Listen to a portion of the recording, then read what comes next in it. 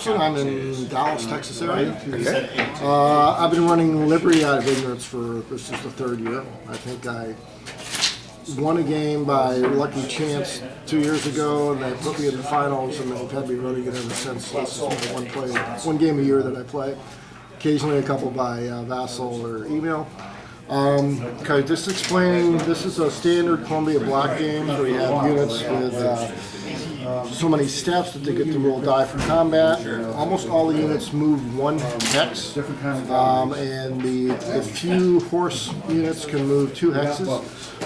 You can always roll to have them go an extra hex, and there's a 50-50 chance they take a step loss. There is some river movement where units can go 2 hexes down the river.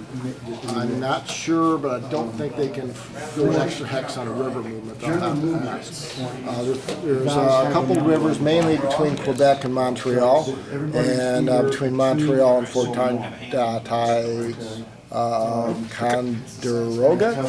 I'm not a history buff, at least in this war. And then there's a few other rivers and a few other places that don't go all that far. There is a lake, and I think you can move 2 units across the lake on Lake Ontario. The key feature to this game is when units are killed, they're dead or removed from play. The Americans start out weak. They're trying to avoid a major battle.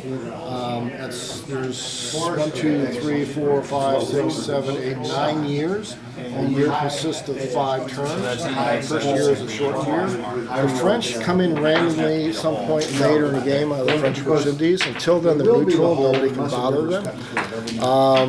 And I forget whether the British fleet in British West Indies is allowed to leave while the French are neutral. I'll have to ask.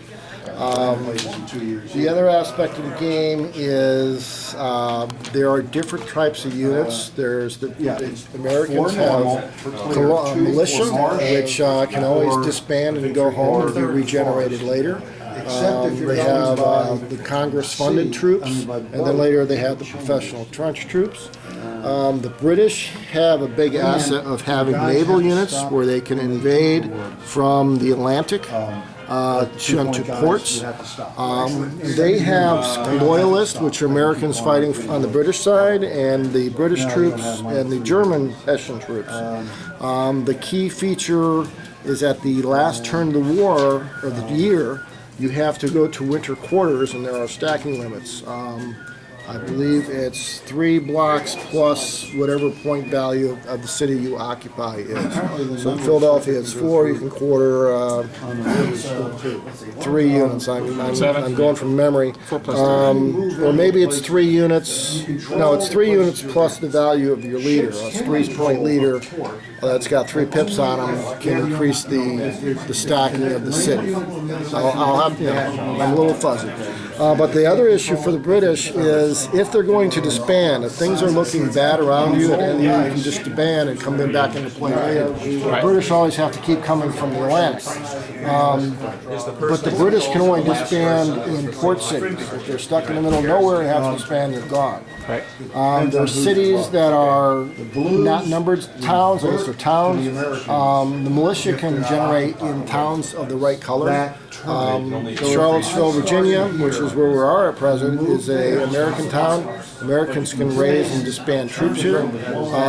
If the British show up, they control it, but then if they leave, it goes back to the American side. And in the French Canada, there's a couple British cities of that type as well.